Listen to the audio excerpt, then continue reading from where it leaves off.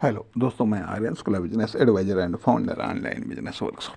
मित्रों, हम बात करना चाहेंगे global businessman and business and investors,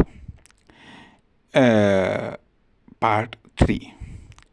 part 3 में आपका स्वागत है। जैसा कि हम पिछले भागों में बात कर चुके हैं कि ग्लोबल बिजनेसमैन या ग्लोबल इन्वेस्टर्स, फर्म, दुकान, कंपनी की भी बात कर चुके हैं। हम लोकल बिजनेसमैन इन्वेस्टर्स व नेशनल बिजनेसमैन या इन्वेस्टर्स की भी बात कर चुके हैं। हम सेल्स, ऑर्डर और टेंडर की भी बात कर चुके हैं। इसी सिलसिले को आगे बढ़ाते हुए हम बात करना चाहेंगे कि ग्लोबल बिजनेसमैन या इन्वेस्टर्स जब वो दूसरे देश में बिजनेस करना चाहते हैं या इन्वेस्टमेंट करना चाहते हैं, ठीक है, तो उन्हें सबसे पहले किस चीज़ की आवश्यकता होती है? हो सकता है कि आप हमारी बात से सहमत ना हो, जरूरी नहीं है कि आप हमारी बात से सहमत हों, लेकिन फिर भी केवल यही मान करके चलिएगा कि हाँ, हम एक पक्ष रखने का प्रयास करते हैं या एक साइड से इसको देखने का प्रयास करते हैं। तो हमारी समझ में बात आती है कि सबसे पहले उसको चाहिए होती है कि जिस देश में वह बिजनेस करना चाहता है, जिस देश में वह इन्वेस्टमेंट करना चाहता है, ठीक है, तो वहाँ पर सरकार की परमिशन, सरकार की सपोर्ट व लोकल सपोर्ट, 3 चीज़ों की आवश्यकता होती है। ठीक है, 3 चीज़ों की आवश्यकता होती है। अब वर्तमान समय में प्रत्येक सरकार ने इस प्रकार का सिस्टम विकसित कर रखा है, प्रत्येक देशों ने इस प्रकार के सिस्टम को विकसित कर रखा है कि जिस सिस्टम का पालन करके, ये जिस सिस्टम से चल करके कोई भी मान लिया देश का बिजनेसमैन हो या इन्वेस्टर हो या कोई कंपनी हो, ठीक है, तो अर्थात यहाँ पर बात ये आती है कि जब आप दूसरे देश में बिजनेस करना चाहते हैं या इन्वेस्टमेंट करना चाहते हैं, तो उसके लिए परमिशन की आवश्यकता होती है, दूसरे देश की सरकार की परमिशन की आवश्यकता होती है, ठीक है, उसकी सपोर्ट की आवश्यकता होती है तथा लोकल सपोर्ट की आवश्यकता होती है। ठीक, साथ ही साथ आपको अपने देश से भी परमिशन की आवश्यकता होती है कि आप पार्टिकुलर देश में आप इन्वेस्टमेंट कर सकें, पार्टिकुलर देश में आप बिजनेस को स्टार्ट कर सकें। अर्थात लोकल, जैसा कि हमने बताया कि दूसरे देश में बिजनेस करने के लिए आपको लोकल सपोर्ट की आवश्यकता होती है। लोकल सपोर्ट की आवश्यकता का क्या अर्थ है? लोकल सपोर्ट की आवश्यकता का अर्थ यह है कि जब आप बिजनेस स्टार्ट करेंगे आप दूसरे देश में, तो कहीं ना कहीं से तो आप बिजनेस को स्टार्ट ही करेंगे, तो वहाँ पर जो आपको सपोर्ट चाहिए वो लोकल की सपोर्ट, अर्थात वहाँ की स्थानीय सपोर्ट, अर्थात वहाँ की स्थानीय सपोर्ट, या ये कह लीजिएगा वहाँ की जो सपोर्ट है वो कई लेवल की होती है।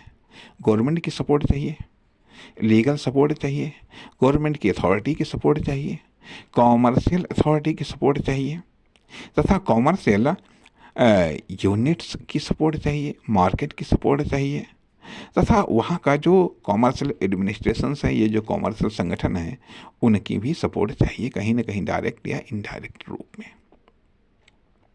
ठीक, तथा साथ ही साथ आपको अपने देश की भी परमिशन चाहिए, अपने देश की भी कहीं ना कहीं कुछ न कुछ सपोर्ट चाहिए। आमतौर पर ये बात देखी जाती है कि जब आप किसी दूसरे देश में आप जाना चाहते हैं तो पहली बात तो जाने के लिए ही आपको जाने के लिए परमिशन चाहिए।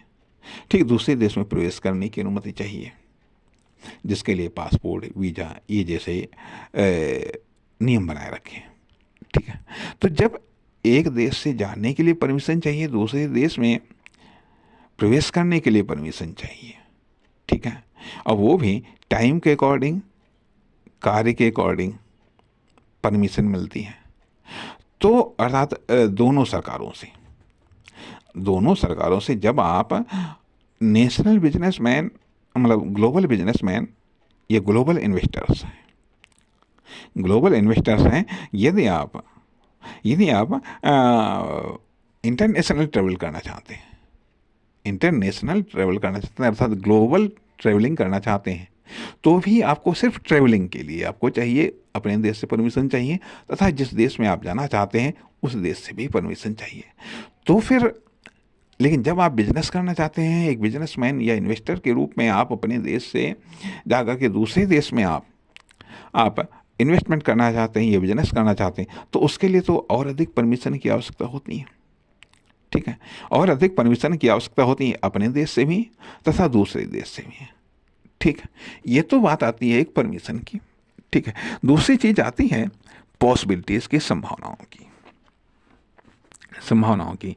अब यहाँ पर बात आती है कि जो ग्लोबल बिजनेसमैन हैं या ग्लोबल इन्वेस्टर्स हैं, क्या वह लोकल की पॉसिबिलिटीज़ को देखते हैं या फिर उस देश की नेशनल पॉसिबिलिटीज़ को देखते हैं या फिर स्टेट लेवल की पॉसिबिलिटीज़ को देखते हैं? वो किस लेवल की पॉसिबिलिटीज़ को देखते हैं? अर्थात स्वाभाविक बात है कि वो एक लिमिटेड एरिया की पॉसिबिलिटीज़ को नहीं देखते हैं। जो ग्लोबल बिजनेसमैन या ग्लोबल इन्वेस्टर्स होते हैं, वो किसी देश में मिलने वाली जो पॉसिबिलिटीज़ हैं, स्वाभाविक बात है कि वो किसी लिमिटेड एरिया या किसी विशेष लिमिटेड पार्टिकुलर एरिया की पॉसिबिलिटीज़ को नहीं देखते, क्योंकि वो एक बड़ा विज़न, बड़ा मिशन या बड़ा इन्वेस्टमेंट या बड़ा आइडिया ले करके वो इस देश में आए हैं। इस देश में आए इसलिए उनको या तो स्टेट लेवल की पॉसिबिलिटीज़ दिखाई देती हैं या फिर नेशनल लेवल की पॉसिबिलिटीज़ दिखाई देती हैं, या फिर वहाँ की जो लोकल पॉसिबिलिटीज़ दिखाई देती हैं उसके आधार पर इंटरनेशनल लेवल पर, उसके आधार पर ग्लोबल लेवल पर उनको कुछ स्कोप दिखाई देता है। इन तीन कारणों से, इन तीन प्रकार की पॉसिबिलिटीज़ के आधार पर ग्लोबल बिजनेसमैन या ग्लोबल इन्वेस्टर किसी देश में आकर्षित होते हैं। ठीक, किसी देश में आकर्षित होते हैं कि या तो उन्हें स्टेट लेवल की पॉसिबिलिटीज दिखाई दे या उन्हें नेशनल लेवल की पॉसिबिलिटीज दिखाई दे या फिर लोकल पॉसिबिलिटीज में ऐसी पॉसिबिलिटीज दिखाई दे जिसमें उसे ग्लोबल पॉसिबिलिटीज दिखाई दे या इंटरनेशनल पॉसिबिलिटीज दिखाई दे। ठीक, ये होती है कि ग्लोबल बिजनेसमैन या ग्लोबल इन्वेस्टर की सोच। अब जो नेशनल बिजनेसमैन या इन्वेस्टर्स हैं, ठीक है, वो किसी स्टेट, किसी राज्य में क्योंकि अब उनको किसी परमिशन की तो इस प्रकार की तो आवश्यकता ही नहीं, उसे केवल अपने ही देश के रूल्स को फॉलो करना है। उसे तो किसी विशेष परमिशन की आवश्यकता नहीं, उसे तो सिर्फ जो नेशनल बिजनेसमैन या इन्वेस्टर हैं उन्हें सिर्फ अपने देश के रूल्स को फॉलो करना है।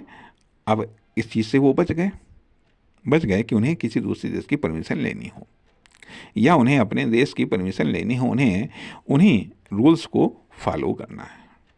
ठीक,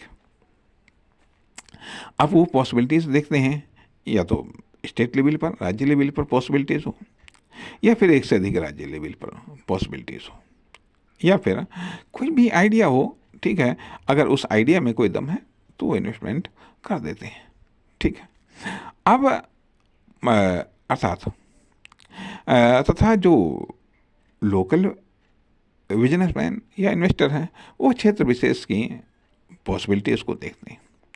अर्थात ग्लोबल बिजनेसमैन या इन्वेस्टर्स किसी दूसरे देश में एक राष्ट्रीय लेवल पर या व्यापक लेवल पर क्या सुविधाएं मिल रही हैं, क्या सुविधाएं मिल सकती हैं, किन सुविधाओं के मिलने की संभावना है, वो सुविधाएं या सहूलियतों पर फोकस करते हैं। अर्थात ये भी आप समझ लीजिएगा कि कोई एक नेशनल बिजनेसमैन या नेशनल इन्वेस्टर्स ग्लोबल बिजनेसमैन या ग्लोबल इन्वेस्टर कब बनता है? जब स्वाभाविक बात है कि उसके पास में या तो आइडिया बढ़ जाए या उसके पास में फाइनेंस बढ़ जाए या फिर कोई विशेष योग्यता क्षमता बढ़ जाए तो वह अपने देश की सीमाओं को क्रॉस करके दूसरे देश की सीमाओं में वह एंट्री करना चाहता है तथा या फिर दूसरे देश में संभावनाएं नजर आ जाएं, दूसरे देश में पॉसिबिलिटीज नजर आ जाएं, या दूसरे देश में कोई विशेष सुविधाएं हों जो उसको मिल सकती हैं या जिनका वो लाभ उठा सकता है। तो ये चीज़ें ग्लोबल बिजनेसमैन या ग्लोबल इन्वेस्टर बनने के लिए उसे प्रेरित या उत्साहित करती हैं। अब यहाँ पर एक बात ये भी आ रही है कि ग्लोबल ट्रेड क्या होता है। ग्लोबल ट्रेड, अब हम समझते हैं ग्लोबल ट्रेड पर थोड़ी सी चर्चा अगले भाग में करने की आवश्यकता है। नमस्कार, धन्यवाद।